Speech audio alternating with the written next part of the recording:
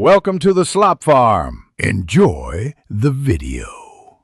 You begin by installing Outlook and preparing credentials. Do that now so you can move straight into setup. Open the app, tap Add Account, and enter your email address. Outlook attempts automatic configuration.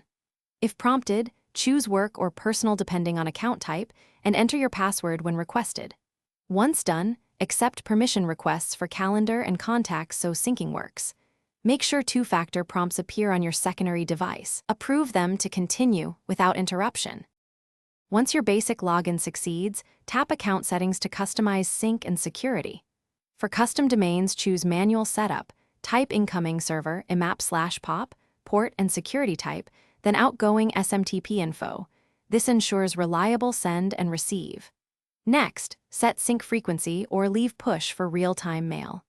Configure a mobile signature and toggle focused inbox to prioritize messages. Make sure Outlook has calendar and contact permissions, so meetings and contacts populate automatically.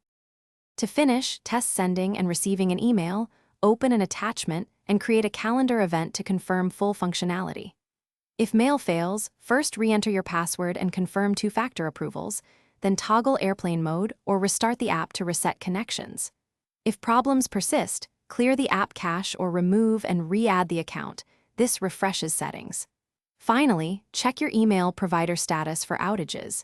If needed, contact IT or support with error codes for faster resolution. Thanks for watching. Consider subscribing if we helped you today.